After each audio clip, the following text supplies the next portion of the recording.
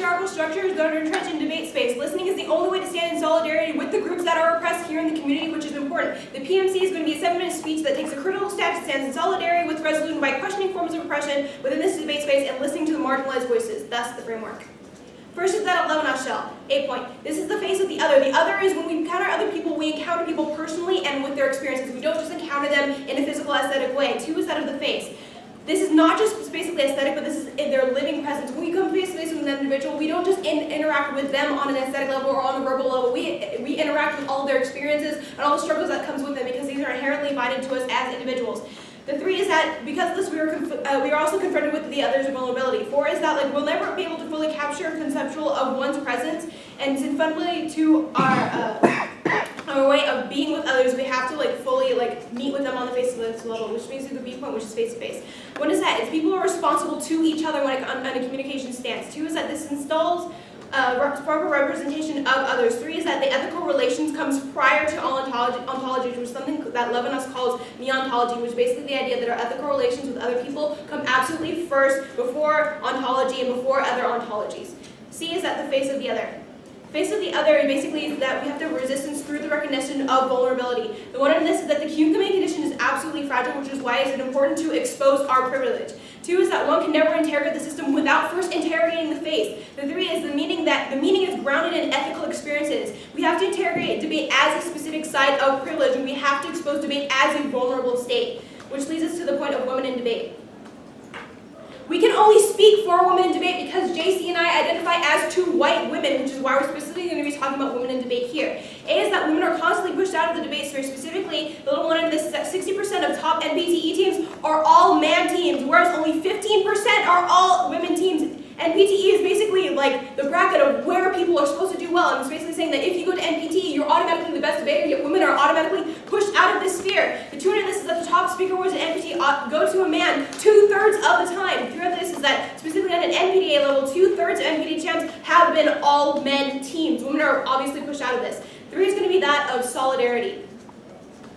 We need to be in solidarity with the resolution. It is important to recognize our social position within debate as 2 white women. We cannot speak for everyone. We can only speak for white women and our individual selves and our own narratives. This brings me to the solidarity proper. 1, solidarity is specifically about listening. Listening is basically the best ethical response to someone sharing their narrative with you. 2 is that solidarity does not take breaks. We are running this every single round today because basically the individual and those who are oppressed cannot take breaks from being oppressed. A black man walking down the street can't stop being black just because he doesn't want to be oppressed anymore. This never takes breaks, which is why we're going to be speaking for solidarity every single round. 3 is that of white women. We acknowledge that we as women are oppressed by the patriarchal structure that exists within debate. However, at the same time, because we are white within the community, this means that we can be oppressing others while being oppressed at the same time. This duality exists within debate. Specifically, we have Yeah, look, so this judge voted me down one time because he said he didn't like my high-pitched voice. Then he went on to tell me how I can make my voice sound more like a man because that was more pleasurable for him, and that unless I change my voice, I don't get his ballot. And then also, we had a round where we decided to run feminism against a 2-boy team, and they said the response to the judge is, hey, you're being too aggressive, you need to work better and be nicer to these boys. But at the same time, this just perfectly shows that women are specifically voted against because of this. 4 under solidarity is solidarity cannot exist in isolation. We have to be able to talk within an educational structure, not just talk about these issues outside of debate. There needs to be a place for these kinds of discussions within debate. 5 is that solidarity is a shared platform where all voices matter. All voices need to be shared. The next point is that solidarity is absolutely critical to having any kind of social justice because we have to be able to listen and to work with them without speaking for them because we can only speak from our personal space. Thus, the role of the ballot will be the team that best deconstructs oppression within debate. That's the alternative. Hawking Bay specifically made up this idea called temporary autonomous zones, which we're going to be referring to as for the rest of the round. Basically, there's temporary spaces that basically go outside of specific structural control so that we can have a free area to talk. An example of this is that in approaches of the Ferguson case, there's something called die-ins, which is basically where individuals go in and they lie down and they pretend to be dead. These black people who specifically show how the black body is specifically discriminated against. Another example is that of in France, homeless individuals are basically under the legislation allowed to sleep wherever they want, specifically to protest the treatment of these homeless individuals. They gave them tents, big neon tents outside of stores like Gucci and Prada, so that individuals going in would have to basically face the idea that all these individuals are being oppressed by their economic economic system, and they had to come face to face with these ideas. Yes. So is our, like, basically our link into this criticism the fact that we're just debating? Is that what makes this all so bad? Because this is We an didn't affirmative, run we're it. just, yeah, because like there's no links because we're just running this from the affirmative. Yeah. Okay, so first of all, like what this alternative does is like, because this temporary space creates like an environment where we're able to like communicate. First, like TAS is not a hierarchical system. Basically within debate, like we often have hierarchical systems where certain like arguments are valued over and over, but like TAS specifically allows us to have arguments in which all narratives matter and that listening is key. Second is that TAS is like the key tool to specifically sneak through the cracks of formal procedures so that we can have this kind of debate. So we're going to be doing this through form theater of listening, which means that we're going to be like having an exchange of narratives and like basically talking about the problems within the debate system, and like we're going to be functioning like inside as well as outside of the system by doing this, which means that I'm going to be opening up the rest of my time to basically ask you guys about your debate experience and if you've had times when you felt like oppressed by the debate system itself. Yeah, I mean, I have had similar comments in my direction of being too aggressive. I think every person who is perceived as a female gets these same comments directed at us of, you know, not kind words that aren't okay. And I think there have been, yeah, there's been instances of it, but. What do you think we can do to fight this oppression? I honestly don't think that this is necessarily the way to do it, and we will get there in our speech. I think we can have more inclusivity forums. There was a great one at Bellingham Debate Camp where people got to open up and talk about it, and it really makes others empathize, and it makes people realize they're under the implications under it. But So you think empathy is how we get to solving for oppression? I think it's one way. it's one way. Okay. Definitely. Also, like, I come from a position of being a white male, so I certainly experienced privilege in the debate community, but also because of my size, I've also experienced oppression in the community, and I can talk about that later, but yeah. Cool, please do. All right. So it is going to be pretty much, you might want another sheet for the off. Actually, I like this. It's not necessarily off at all directly interacts, but yeah, have one sheet for off. And then we're gonna go to, then we're gonna go on case in the same order that they are. For whatever it's worth, just so both teams have it, I have the AF as all the arguments before the roll of the ballot on one tab, and the other one's roll of ballot and everything else in a different one. It probably won't take me any time at all to switch, but if you're going to transition between those two arguments, that's where I would need a ref. Awesome. Okay. Thank you. Yeah.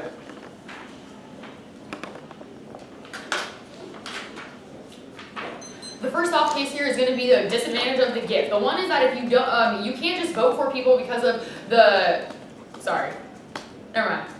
This disadvantage is going to be on gender binary. The first argument here is the uniqueness, that we tend to separate people into gender dichotomies of female or male. We exclude other populations such as transgender individuals who don't fit in neatly into this category. We say that they have no space when we only look to female and male dichotomies such as the patriarchy. The patriarchy has a direct mirror image of the matriarchy, which is something that people tend to toe in between. When you don't look to the fact that we can have in between, like in between the genders, then you tend to ignore the continuum. The second argument here is that transgender populations in the status quo are extremely, have a lot of violence against them. You can see that these populations are victims of the most attacks of sexual assault or bullying or harassment throughout. When you are victims of this, it create, when they're like the most, this is like the people who are the most victimized, it's going to be pretty problematic. The links. One is that you assume that it's only the patriarchy that we need to break down. This totally ignores intersectionality, and it completely ignores things like the gender continuum. Additionally, you may you self-identify as women in debate. We would say that self-identifying isn't necessarily the best thing to do because some people don't feel safe to self-identify. And when we only say women and male, and we only use these terms, it leads to the fact that people don't feel like they can come out and say that I'm a transgender individual, and making the assumptions that people are of one sex or the other is a direct direct reason why a lot of these atrocities happen, and is a direct reason why this is always going to be more problematic. There are plenty of reasons why the patriarchy is being broken down, but there are not a lot of reasons why we are opening up a space for individuals who do not fit neatly into these categories. We would argue that you do not allow that space to open up when your rhetorical implications specifically only talk about being women, but you never talk about other populations. The next argument is going to be the impact. The one is that when you force people into dichotomies, you create the otherization because you say you are either with us or you are against us. You are either a female being oppressed or you are a male not being oppressed. Their intersectionality arguments don't answer this back because they try to say that we need to stand in solidarity in one way. Additionally, they say that the crux of their intersectionality is that they are white women, so they're understanding that they are oppressed in some ways but not oppressed in others. But their solidarity arguments mean that they give you no way to talk for other people who are experiencing oppression in other arenas, which doesn't allow you to ever talk about them, which means that they are excluding these categories of people from the discussion, which is always going to be bad because then we feel justified in enacting violence against them when we don't feel like we need to include them in the discussion. We don't feel like we need to include them as people.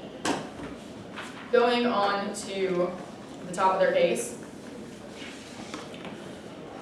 Okay, this whole block is methodology bad. The one is that you create the binary. You can extend this across. When you create the binary of those who are oppressed and those who are not, then you create this binary of either you're a man or a female and you are or you aren't. The second argument here is that you don't have the ability, we don't have the ability to engage. They allow us speech time and they're going to try to say that that was our engagement in the discussion, but where is the voting for that? How do you weigh this out at the end of the debate? We can't only sit here and say that, no, breaking down the patriarchy is good, or if we try to break it down more, then they're just going to say that they can curb it and do both, which essentially allows them as saying we're F, so we basically win the ballot. When they don't give us an avenue to engage in this discussion, I would love to talk about all of the oppression that I've experienced in the debate, but they don't create an avenue for me to do that and still win the ballot. My second response here is that winning the ballot is what generates respect in this community, and having the ability to get that ballot without relying on oppression stories is going to be key, because the only way that I realize that I will ever get respect in this community is if I'm at the top of that NPTE bracket. But there are instances in which you get there by running positions like this and people don't respect you for them.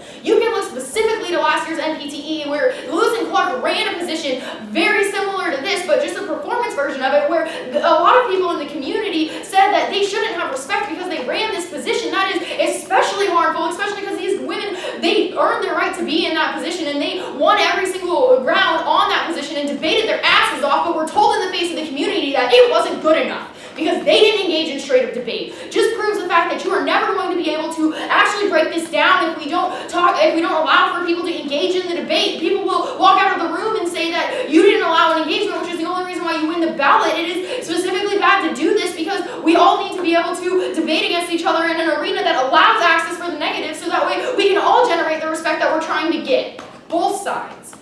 The fourth argument here. Yeah. Yeah. They prescribe to us that we engage with the system. Okay. The fourth argument here is your methodology is bad because they prescribe to us that we engage with this system. You should not hold this against us that we are debating in this room. We do not necessarily prescribe to the system. Additionally, or basically, this is really a criticism against people who are judging us and the way that the ballots flow, not against the debaters themselves. So to hold us accountable for what is happening on the other side of the table is absolutely erroneous. To push us in this position where we need to defend the structure of debate is not true, because we are all fighting our battles, and we should be able to talk about other people fighting their battles, and we should be able to fight our own battle without this being held against us for engaging in this forum. Yes? This makes enemies out of us. Okay. The next argument is your methodology is bad because it makes enemies out of us. When we have to stand up here and say, hey, no, don't break down the patriarchy because you're going to give us that as our only viable option for the ballot, then that pushes us away. Additionally, people get pretty pissed off when they feel like people are running positions where they have no offense to garner against it, which only pushes us against the movement and makes us not want to engage in it. Going on to their framework. The first argument on their framework is that of a turn. This forces us to attack them. Forces us to attack people. When you have to call people out on every instance of the privilege, first you are assuming what their privilege is because you don't always know, and second you are saying that we need to live in a society where we are constantly calling people out and creating creating conflict and saying, hey, you over there, you're a privileged person who has this, that, and that going for them, which is going to be especially problematic when you can see that their own analysis says people have their own struggles that they are dealing with, which means that when you have to assume their struggles by dealing with them face to face because maybe they don't want to tell you what is happening, then you are just attacking people with absolutely no reason to be doing so. Additionally, the next argument here is that you say that you speak for women in debate, but we say that this is going to that this is happening in the status quo. Once again, you can look to the fact that there are several femmes being run. There is no reason why this unique instance is going to give them solvency. There is no reason why this is going to happen. Additionally, we say that there could either SQUO is solving, and we're talking about this now, or these positions being run aren't doing anything and are just pushing people further to their poles of the spectrum, holding them to stand on things like saying that you need to be a genetic mutation to win as a woman, or be something else. This has also happened in the CETA community, where there's been a distinction between only straight up or only gender. Yeah, this also happens in the CETA community where there's a distinction of only straight up or only not. Additionally, on solidarity, you can cross-apply the term here that says this ignores other people's oppression and doesn't allow for other voices within the community. When you say that we can only speak for women in debate, then we never have the ability to talk about oppressions in the world that are happening outside of that, or advocate for others, which is a way that a lot of marginalized populations have the ability to get their voice, and the way that we can actually spotlight these issues, so you make it harder for us to spotlight. Additionally, going on to the role of the ballot. Okay, the role of the ballot is, we do it better. It's irrelevant. Cool.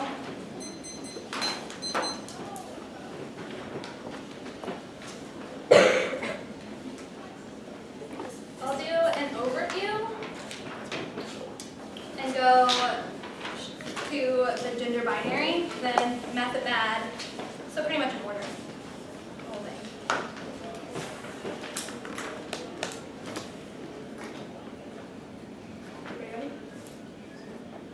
Look, the negative team fundamentally misunderstands our entire argument. They don't even talk about Levinas or why Levinas is bad, so you'll always prefer our Levinas framework. Specifically, Levinas says we need to interrogate ourselves and interrogate our faith and look at our ethical obligation to other people in order to have any kind of access to solve for oppression or to allow discussions to occur, which means Levinas will always come first. Neontology is always prior to their ontological approaches. So we must first look at our own self and interrogate ourselves before we can access this. Onto the gender binary. The whole argument here is that we separate between male or female, and that this is really bad. My first response to this is there's no link. We don't do that.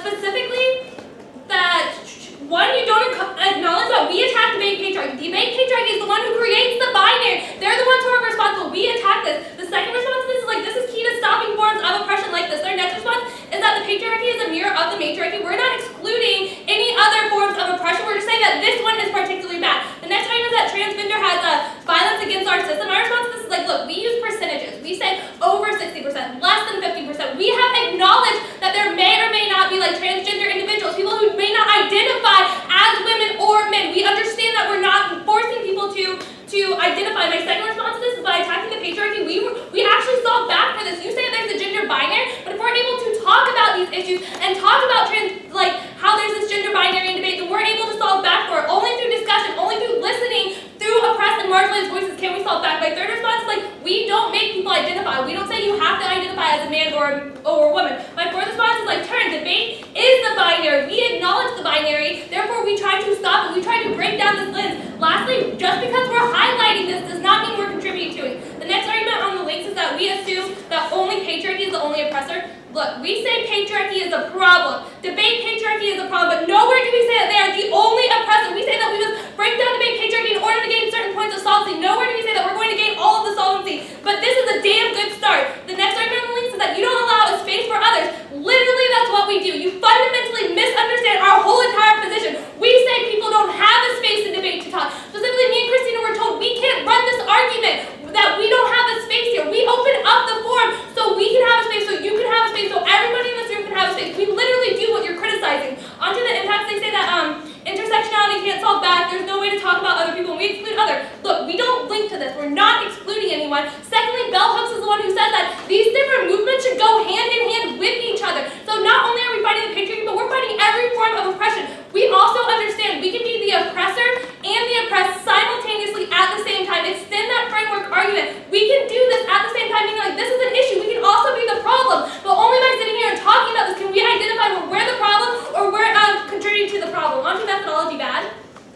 The first argument here is that you create a binary of who is oppressed and who is not oppressed. Extend across again, we can be the oppressors and the oppressed simultaneously at the same time. We can, like me and Christina, confront our own privilege and say, look, we are white women, meaning we can be oppressed by men while oppressing people of color. We can do both of those things at the same time. We're not saying who is and who is not. At the bottom, the number 2 under this is you don't allow discussion. There's no avenue to win the ballot. Look, our role of the ballot is to break down oppression. Whoever does that best, that is your avenue. If you're going to break down oppression, cool, then you should gain access to the role of the ballot. We're not saying you don't have an avenue like this doesn't link. The next response is like ballots gain respect and that we can't actually break down without engagement. My response to this is we're literally inviting you to the party. We give up portions of our speech so you can talk, so you can have your perspective. You're invited to our party. We're allowing you to speak. We're allowing you for engagement. Like that's literally the definition of engagement is this. Like we're doing this. On to the 4th point, you say that at the bottom of the methodology, you say that we link you because you engage to the system. My response is we don't link you to anything. My next response is that we agree with you with some of your points. Like your points are the system is bad, oppression is bad. Therefore, like I don't understand how you're not gaining traction from this argument. Yeah, your question. Okay, so you say there's no forum in debate for positions like this, but isn't the forum open right now during your speech while you are running this position? I'll get to that when I turn it up. The next argument is that we shouldn't be forced to defend normative debate. My response is we don't say that you have to defend normative debate. We're saying that you should defend the oppressed, that we should stand in you should defend solidarity with oppressed people. We're not saying that you have to get up here and say like Fiat is good or we should just do traditional debate. We also say that when we engage in traditional debate, we are taking a break from solidarity and that is bad. That is what we're criticizing. We're not saying that you have to take another approach to this. The number 5 is that this forces us to make enemies. My response to this is turn discussion and talking about how you oppress us and what we can do to better our relations is how we break down enemies, meaning like we contribute to actually becoming more friendly. On to the framework.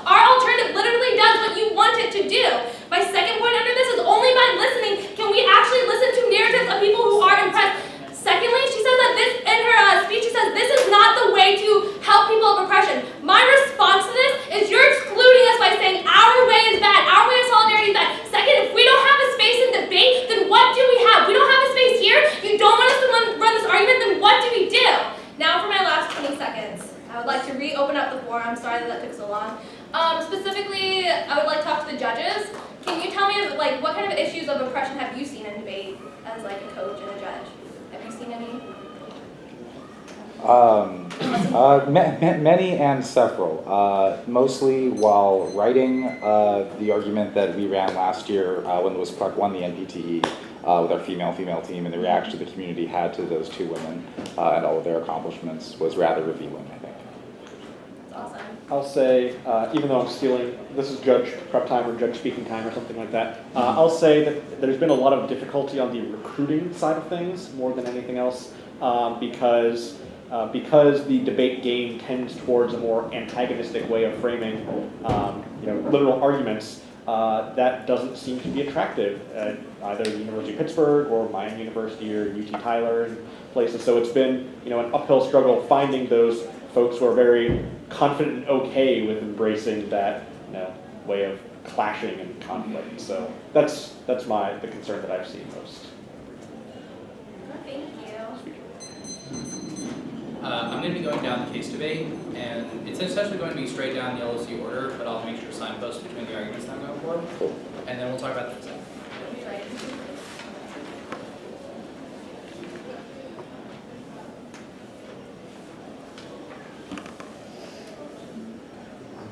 Is everybody ready? Okay. We believe that these are important issues. We believe that these are issues that need to be addressed.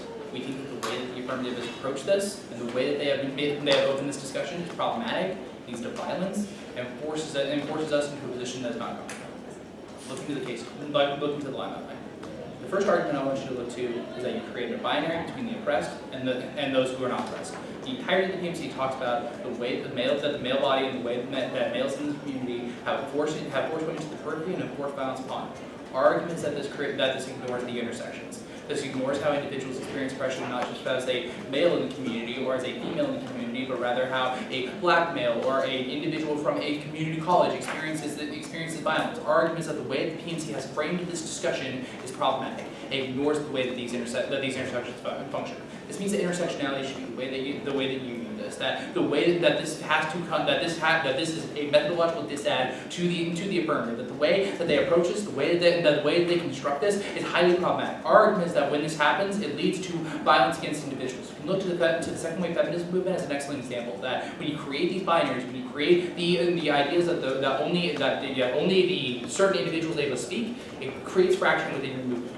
Our argument about the second wave feminism movement is that white women within this movement expressed that only they were able to speak, and that only their experience is way more important. How this excluded black women and other individuals with different narratives to the periphery, and it only led to fracturing within this discussion. Our argument thus is that when you create the fracturing in this way, it not only is a terminal of solitude to the affirmative, but also only recreates the violence that happens as individuals try to express themselves within what they believe is an open space, but rather only leads to further violence. The next argument I want to look to is that the way that they are approaching the ballot only recreates this violence. That specifically, they say that they're inviting us to the party by giving up portions of their speech to allow us to speak. We think this is problematic because it forces us to disclose.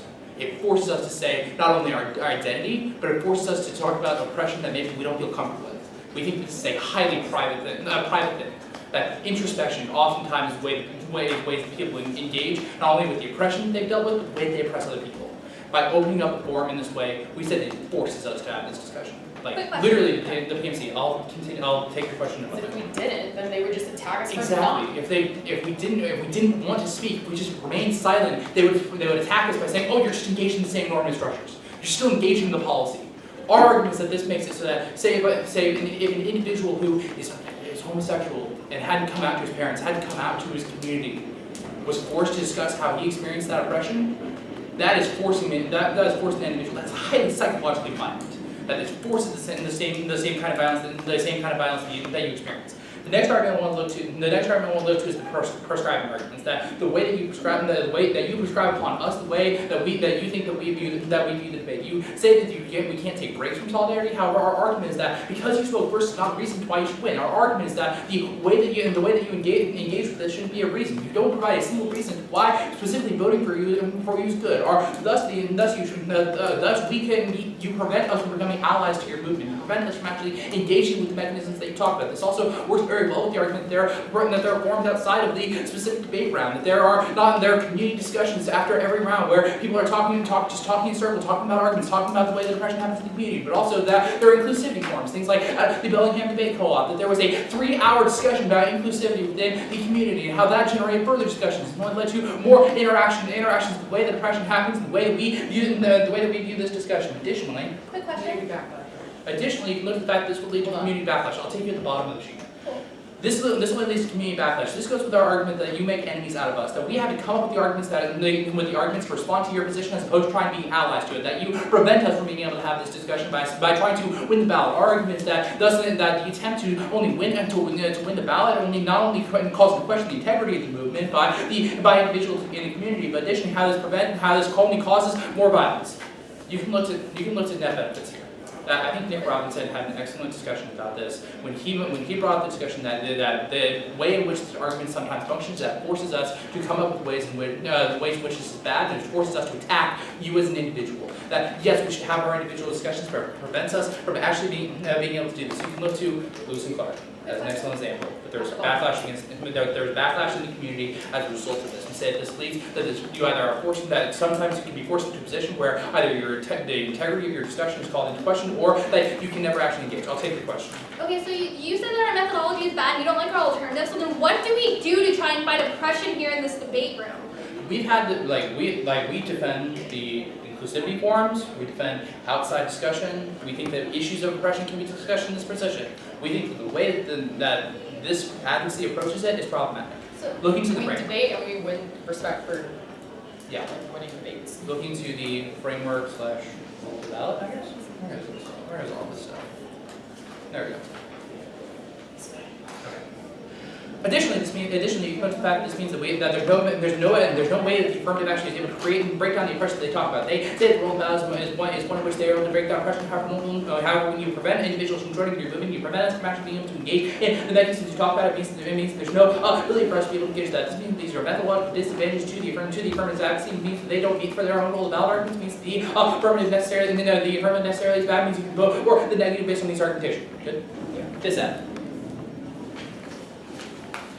The MG blows through a lot of arguments here, but I want you to look at the fact that the PMC in itself, is the way that they've constructed it, excludes the different individuals, and it assumes that gender works only to a binary. The way that they've structured it, and the way the community supposedly works is one that says it's either you're male or you're female, and that's the way that your oppression understands. You can look at the fact that this not only excludes an intersectional viewpoint, which is an argument taken on the case debate, but additionally how this ignores gender as a spectrum. That you can that your genitals shouldn't be the determination of how your gender works. That we say this only leads to violence. They say they're attacking the patriarchy. However, this is exactly the problem. That they just assume that male in the way that your gender works, the way that you experience oppression means you only re-entrench this form of ideology. Additionally, they say they're mirroring the patriarchy. They're mirroring the patriarchy, and this is the problem. This is exactly what we talk about. That the way that you try to say that you should only recreate oppression through this mechanism is the way that you create violence against us. They say they're only utilizing percentages. However, they don't discuss transgender or any other form of gender violence that occurs through the PMC. They are saying that it's only because we're male or female, the way that understanding works. Additionally, they say they open up for the discussion of these issues. However, no, they don't.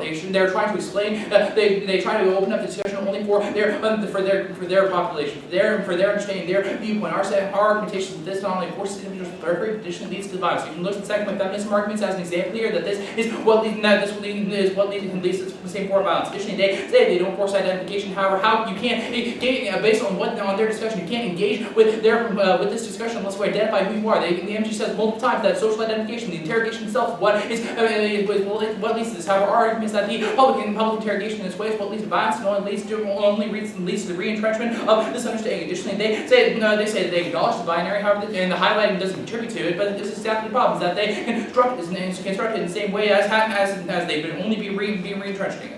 The last argument that makes is that Bell Hooks says the movements have to go hand in hand. However, just because you cite Bell Hooks does not mean that you are endorsing that advocacy. We say you're only fracturing and destroying any kind of understanding. Alright. So, it's going to be an overview, and then it's going to be methodology's bad page. It's pretty much going to be the same order. I will signpost what we're talking about. A lot of it's going to be overviews. hold them to a high standard when you can look to all of their arguments that don't have warrants beneath them. You're always going to be preferring the arguments that we're giving you, where we're showing that when these affirmatives happen in the community, bad things come about it, and it hasn't been helping anything, which is going to be a huge reason to prefer us. Additionally, they never answer back the binary argument, the fact that debate allows us to open up spaces and talk about other people's oppressions, and you only close that door and force us to talk about one specific way. The way that they frame the affirmative is only talking about women and their oppression. The way that they open up the space forces us to talk about what ours is. Because if we don't, we're just going to get slammed about how we didn't and about how we shouldn't. These are the problems that we were talking about. The way that the act goes about running this position doesn't break down oppression, but rather forces people into it and ignores other sections. Going on to the methodology is bad debate. First off, you can extend across the binary here that this says that they're only talking about men that push out women, which means that you're completely ignoring intersectionality. They tell you that we can only speak from our own social situation. We're telling you that that methodology is specifically bad when they say that we can not ever advocate for other people. This leads to excluding other forms of oppression and only looking at ourselves. There's no way to do this. They're probably going to try to go for the argument that we need to call out our own privilege, but you can extend across our argument that says that we don't always want to call out our own, or not that we don't always want to call out our own privilege. Some people aren't always comfortable dealing with the situation they're in, and pulling them out of it and forcing them to deal with it is never going to be good. It's only going to create more oppression. If someone is not comfortable being transgender, then the form that you were trying to use to break down that oppression, they're not going to come out and talk about it. Or if they do come out and talk about it, there could be more backlash down the road, which is always going to be more problematic and create people feeling uncomfortable in the forum, which means that you're going to be collapsing the forum when people don't feel like they can engage in it. Extend across the next argument that says that you don't allow us to engage in it, that's pretty much what that argument was. That you don't allow us to engage in this because you force people to disclose, you make us feel uncomfortable in the situation, it allows us no avenue to the ballot, which just makes people bitter and makes people backlash. It leads to things like people not respecting Lewis and Clark, who deserves the utmost of respect for what they did. It leads to things like them saying that you only won because you're a woman and you ran a feminist position. That is the type of rhetoric that is happening off of these acts, and it's probably a pretty bad way. You can extend across and say there are other ways to solve for this, such as community forums, such as having those inclusivity discussions, and that we are doing that right now, but that these forums are open in the debate round and they haven't done anything, they haven't solved yet. There has still been so many revelations that show just how deeply entrenched it is in people's minds, and that doing it in the debate rounds creates a specific type of community backlash that makes people, that some people decide to lose respect instead of realize what is going on and realize their own perception. This means that they have zero ability to solve. Not only do they not solve their own advocacy, but they also create the type of blockade to discussion that is never going to allow us to have this. You can look to their role of the ballot. We don't need a counter-advocacy. All we need to prove to you is that they're only building up the oppression that happens and that they're not allowing the breakdown of it. If they don't break it down, there's no reason to vote us down. Additionally, there's no reason to vote us down just for being in the debate space, just for debating. They're debating too, which means that there is no reason why, just because they spoke first, you should be picking the ballot for them. When we prove to you that their methodology is bad, then you always look to that because they don't allow a person to engage, they create community backlash, and they reinforce the binary.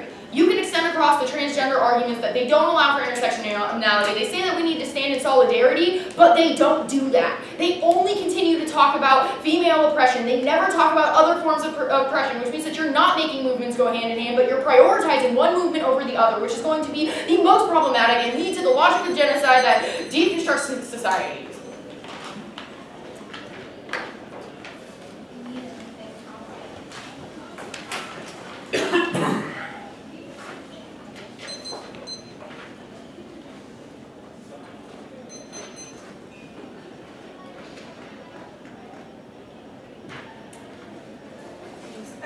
Order is going to be, I have two different overviews that I'll go through. Then I'll be going the gender binary argument, methods, and then I'll signpost after that because there's a couple places I want to go.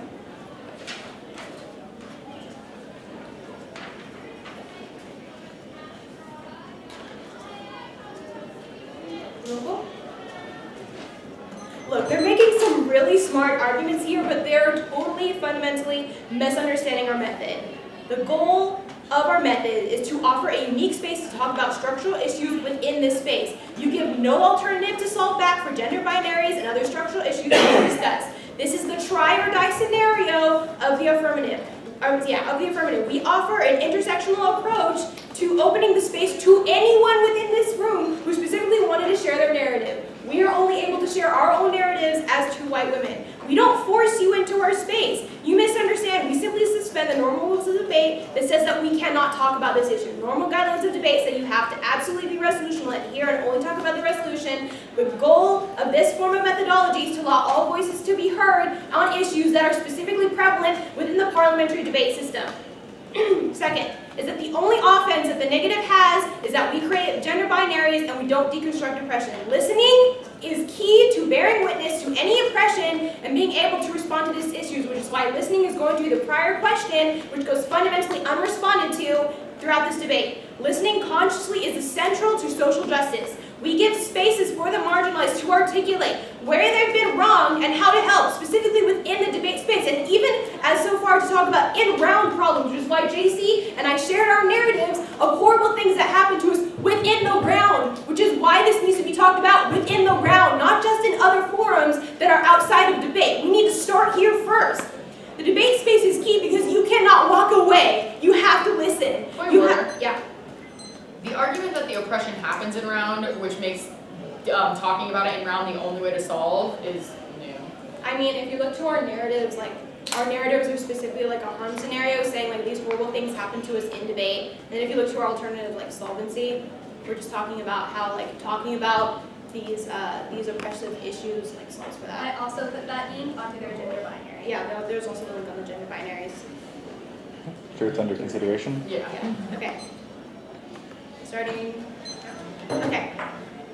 Lastly, only through listening do we expose how we oppress others, such as these binaries, and how we can contribute to the issues, as well as like fixing them first personally and becoming responsible for our own privilege. Okay, let's go to dissent. So the dissent is basically on the gender binary. What this debate comes down to is they're saying that we create a gender binary because within my first speech, we only talk about like women specifically. But please look to my responses before I even brought up women specifically that say we can only speak for the oppression of women and we can only speak for the oppression of what we ourselves identify as. We cannot speak for others as individuals. We cannot speak for others' personal experiences because that would just be bad. That would be like co-opting what their narratives are supposed to be talking about. We can only talk about the oppression of ourselves. It doesn't mean that we don't acknowledge that there are other forms of oppression outside of just that of women within debate. Yeah. Talking about our privilege lets us know how we're oppressing others. And specifically, like talking about our privilege, which was the goal of this alternative, is to first address how we ourselves are privileged. Specifically, like the intersectionality of being like women, but also being white at the same time. Like we discussed this several times about how we can be oppressors while simultaneously being oppressed. Which, if you go down to the bottom level where JC talks about intersectionality. Like, the point of intersectionality is, like, we are endorsing this. Their only response is that we're not endorsing. We are endorsing by describing that there are, like, multiple levels of oppressive natures within the debate community, whereas we can only discuss the ones that specifically affect us while still acknowledging that there are others, which is the whole reason for the alternative, where we allow others to speak based on their own experiences. Is there anything else you want on that? No. Okay. Methodology? Oh, say that word prior question to solve that. Also, like, to the disadvantage of gender binaries, like, we are our prior question to solving for this because listening comes first. First of all, I want to say, like, my response just overall to our personal framework is, like Levinas comes first. Throughout this debate, we talk about, like, how ethical obligations come first before anything else. Like, our roll of the ballot goes completely uncontested, which means you're going to be flowing through me ontology first, which is that of our ethical relations within to others. They basically say that our ethical relations in relation to them was bad. Like, specifically out of the block, they come up and say, like, they felt uncomfortable because they were forced to talk about, like, their own privileges and, like, their own experiences within debate. Okay, they are not listening. The point of having an open forum, you aren't forced to share within an open forum. And absolutely nothing that they were saying during the forum is supposed to be held against them in round. Like, if we decided to use something that they said during the open forum portion that were speaking against them in round, like, that would be unethical, but we are not doing that. We simply want to allow them to speak about their own struggles so that there can be, like, an increase in education and, like, an increase in understanding of other struggles within the debate community. We're literally just suspending the rules. Yeah, we're just suspending the original normative rules of debate. That says we cannot talk about this.